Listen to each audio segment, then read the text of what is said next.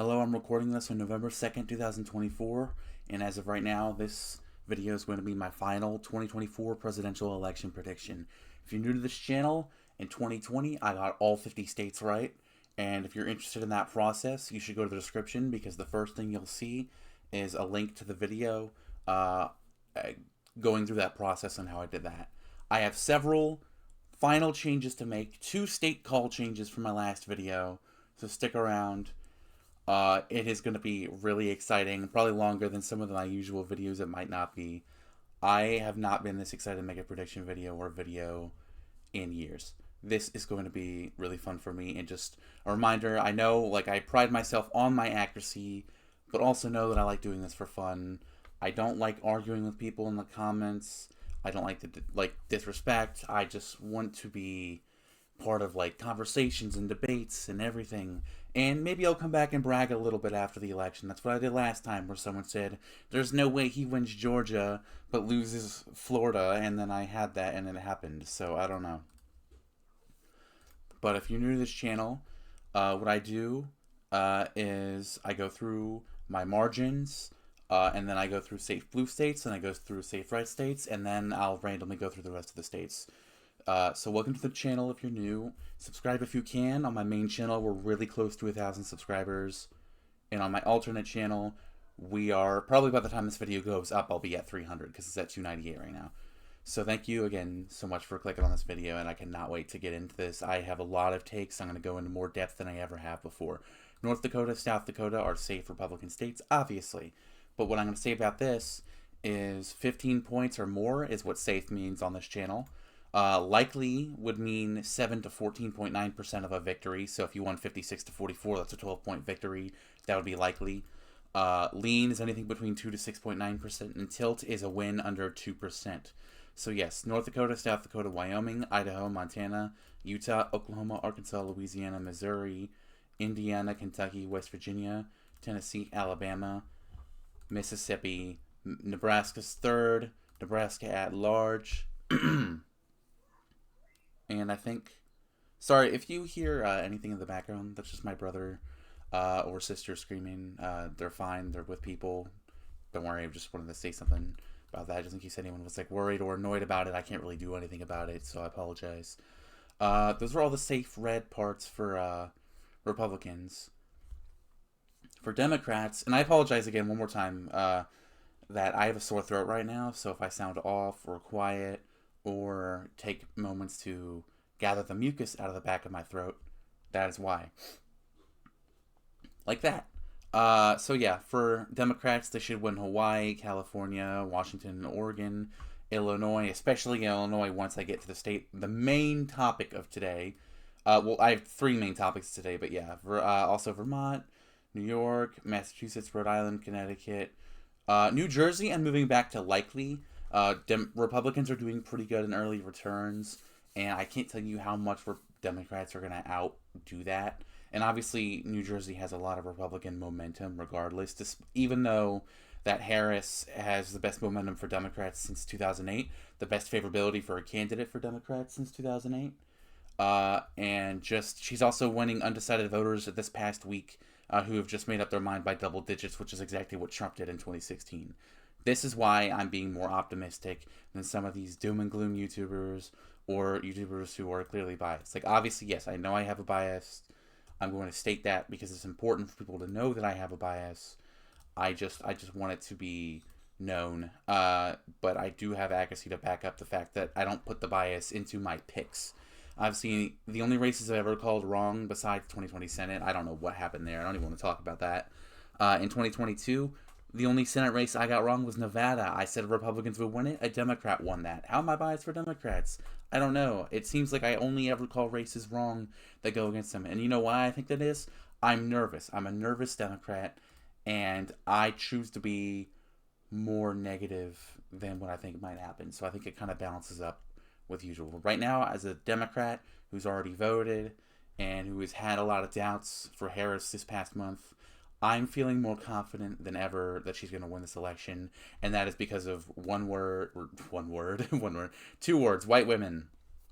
And I'll get into that when I get into the Iowa poll, because some of you who keep track of this might realize that Ann Seltzer, the best pollster in the entire country's history, probably, she almost always gets it within 2 points, in 2020, despite the fact that Biden was supposed to lose within less than 1% or around 1%. And Seltzer, guess what? She said Trump would win by over 7%. He won by 8. That was extremely accurate. In 2022, she was extremely accurate. In 2020, she was extremely accurate. In 2016, she had Trump winning. She is so accurate, and it is the most important poll that everyone likes to listen to. Obviously, last month they had Harris down 4 or 5 in Iowa. That seems about right with as much as undecideds left, but these undecideds are going to Harris.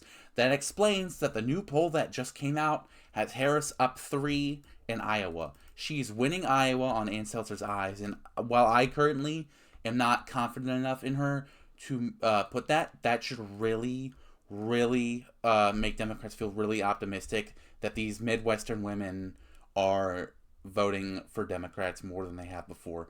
Obviously, like I said in the last video, Harris has brought her support from white people with college degrees from 3% in 2020 for Biden to 16% as of right now. That is she's quintupled Biden's victory on white voters with a degree. That is incredible. So yes, while I have all this entire election cycle had Iowa as either safe or likely, and Harris is supposedly up 3 right now, I'm moving it just down to lean. I think Trump gets a 5 or 6 point win in Iowa as of right now. I trust Ann Seltzer a lot, and if Harris wins Iowa, I won't be incredibly surprised because she has Ann Seltzer has so much credibility, and I trust her with my heart. And so if she thinks Harris could win Iowa, then so do I. I don't think she will, but the fact that it's even remotely competitive is incredible for Harris, and it shows you how these undecided voters have shored up, how these white voters especially have shored up in the last month, because most of Iowa is very, very white, and you'll see these white women coming out in droves. But yeah. And obviously, last poll, another thing that said Ohio lean. I'm not moving Ohio to lean. I think Trump will win here by 9% or 10%. I don't think it's going to have that Iowa effect because obviously Ohio's a little bit less white than Ohio's less white than Iowa. I mean Ohio is one of the top 3 white states, and I just think the fact that Harris is making gains with those voters is really, really interesting, especially since she hasn't even gone to Iowa. I mean, maybe it's the Tim Walz effect. Who knows? But yeah, for Democrats, I'm also going to give them Colorado safely. I don't know why I didn't have that before. But I have a lot of likely states to put out right now, so let me put those out. Minnesota, likely. Like I said, the suburban women voters are going to come out around these big cities. So you're going to see what normally is light red around in these suburban areas around Philadelphia that kind of make up some of the difference. What you're going to see this time is it's going to be less red. Instead of being pink red, it might be tilt red or tilt blue in some of these areas. You're going to see a lot of split in the suburban areas instead of just pink red, pink red as in lean red, which is, again, like I just said, you're almost always going to see that. But another likely state, New Hampshire, no doubts about that. Someone in my comments had a doubt about it, but we'll see New Hampshire. If New Hampshire goes blue, I was going to say I'll delete my channel, but I'm not gonna because I love talking to you guys. But I will really do some deep thinking if New Hampshire goes red this time. Same with Maine, and I'm gonna put Maine second at a lean win for Trump. Nebraska's first, like I said, and every time I ever go to Nebraska's first to mark it as likely, I have to explain because the only time I've ever marked it as likely, not said anything, someone had a question about it. And I'm saying this because, again, like I said, not only are these suburban areas around Omaha and Lincoln going to vote more blue than they did last time, this district has also gotten redrawn since 2020, and it's another point or two to the left than it was. Plus, Nebraska alone is tied for the fastest shifting blue state from 2016 to 2020, tied with Kansas, which I'm also putting as likely. Nebraska second. I think Harris could win here by 16 or 17. I'm going to have her winning by 11. I think just a couple points better than Biden makes sense for these. Again, like I said, these suburban women might save the Democratic Party this year. I don't know how much it's going to save them in the Senate. You'd think maybe this would be responsible for Sherrod Brown still pulling ahead just barely. So Democrats definitely want to win Sherrod Brown's seat. Even if they lose the Senate, that's one less seat to worry about until 2030. So another thing I'm going to put as likely is New Mexico, South Carolina, and Alaska as of right now. Uh, and I'm moving. No, I'm keeping Alaska. Oh, and Florida as well. Florida early voting numbers, very, very, very good for Trump. I think he could win the state by double digits. I know the Puerto Ricans thing. Apparently, it is having more of an effect than I thought, especially up in like Pennsylvania, where it's having a way bigger drove than I thought. I still think I'm going to put Florida as likely red because, again, a lot of people have already voted. Republicans, oh, I cannot wait to get to Georgia because, yeah, I've moved. We'll see. I won't say it until I get there. Virginia, I'm gonna move. I'm gonna move back to likely blue.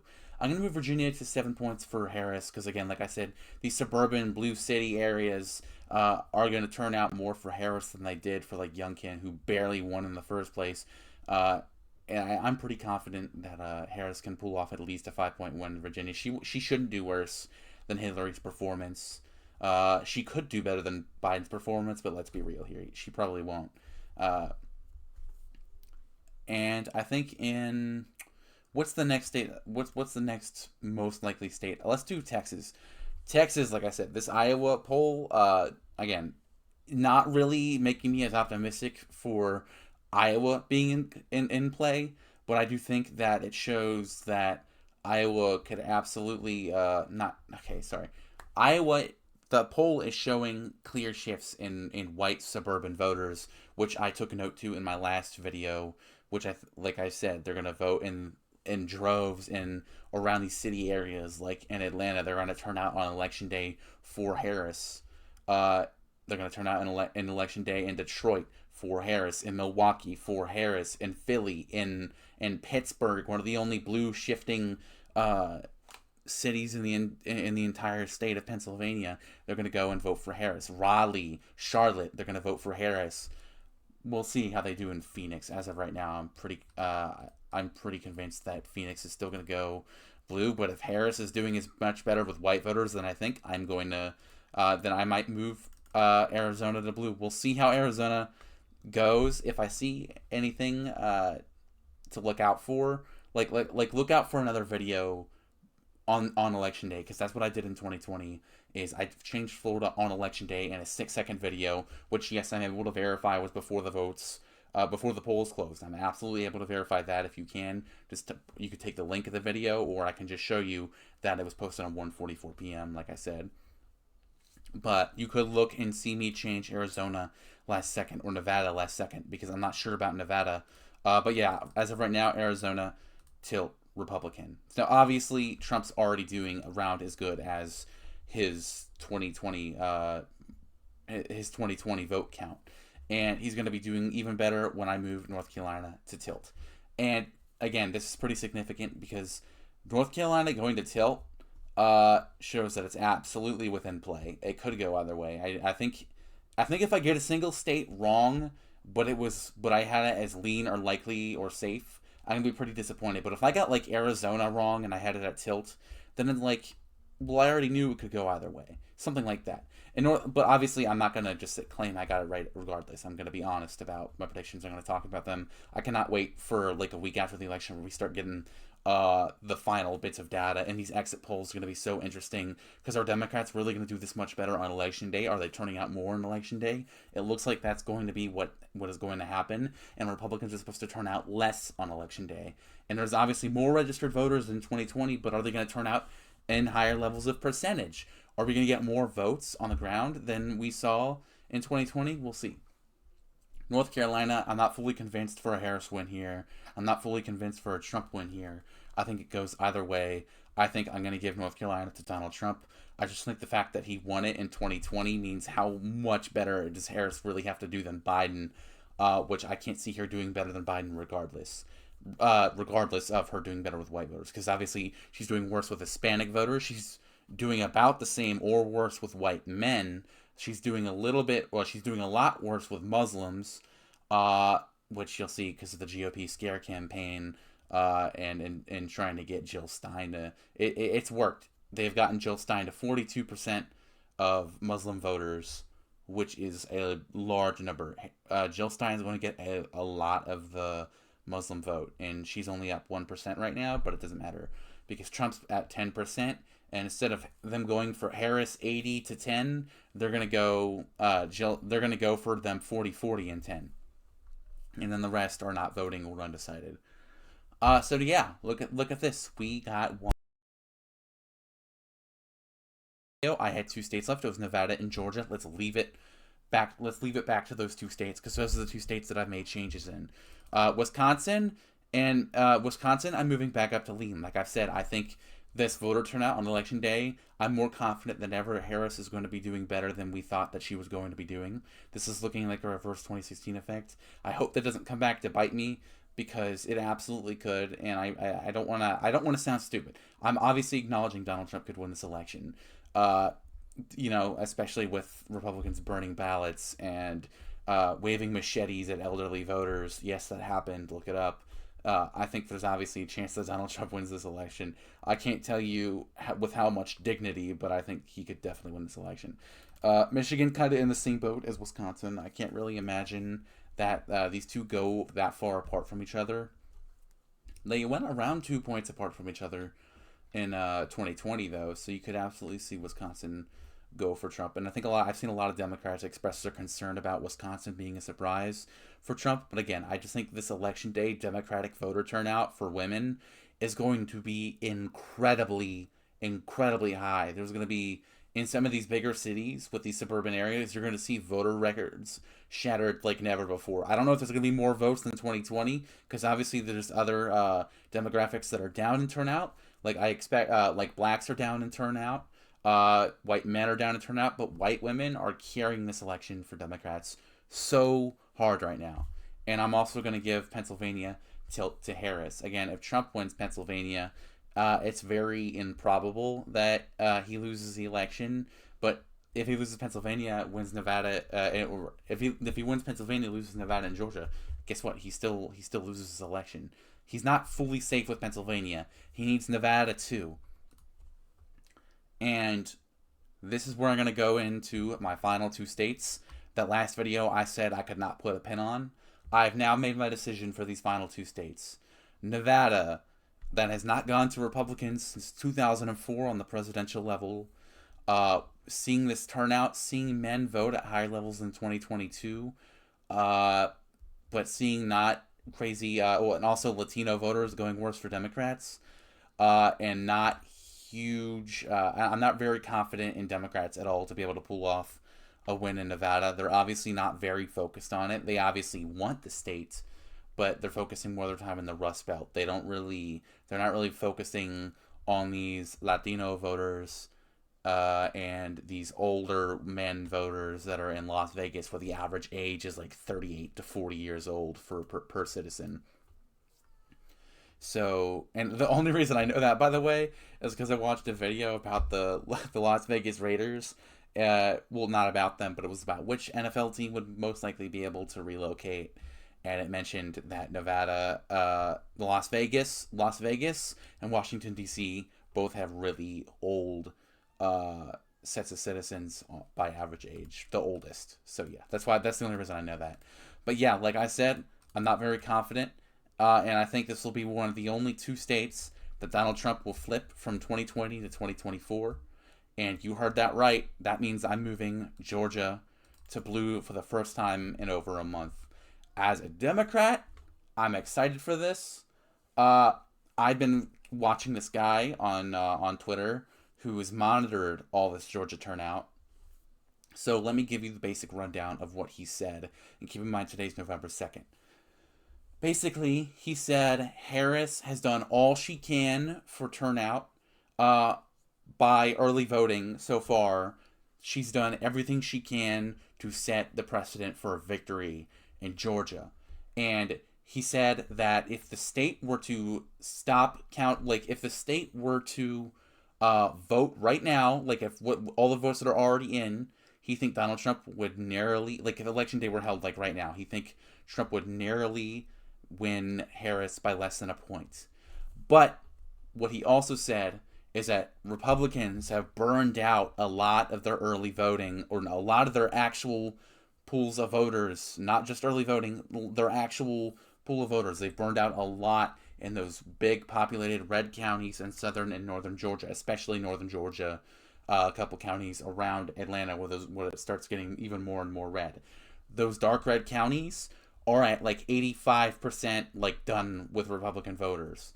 So what you're going to see is most of the voters left are in these deep blue metro Atlanta areas up here. So on election day, as long as Democrats keep their good turnout uh, on track, like it was yesterday, the last day of early voting in Georgia, broke records. As long as Democrats can keep that attitude up for election day, which they are supposed to do better than last time, they should win Georgia. It is going to be extremely close in Georgia. I've been watching Georgia like a hawk. I've been watching Nevada like a hawk. I should have been looking at Arizona more this election. I feel like if I get a state wrong, it's going to be one of the ones that I put for Republicans. And if I get a state wrong for Democrats, it's obviously going to be Pennsylvania or Georgia. I'm not fully confident in all these predictions. Remember, I do them for fun, but I have a history of being really accurate. I am excited for Election Day. I cannot wait to talk to you guys after. I'm going to make a full video on it. I'm going to make a video the day after, probably around 7 p.m. I'll post a video. I'm only saying that because I have school from, I have a class from 2 to 3:15 p.m. on Wednesday. So when I come back, I'll likely make a video going over what's been called so far, because I don't expect everything that called. The presidential race might not even be called by then. So we'll see. But again, thank you everyone so much who's been here since August. This has been so fun. I didn't expect this channel got so many more views. My main one got so many more views than last cycle. We're getting like 2,000 views per video. Before I was getting like 100 last cycle. As of right now, we're on pace to hit 1,000 subscribers within 2 weeks. As of right now on my main channel, I'm so excited to do that. I cannot wait to make a video about that. I think that video will be a 2028 election prediction, because that just sounds fun. I have to see who wins the race first, because obviously if Trump wins, then it's going to be a different kind of prediction than if Harris wins, because we're going to have Harris. If Harris wins, I'm just going to have Harris against a generic Republican, probably J.D. Vance, so Harris-Vance 2028. That's what it's going to look like, but we'll see. Again, thank you. If you're new to this, join this journey. And this was my final closing prediction. Thank you. Goodbye.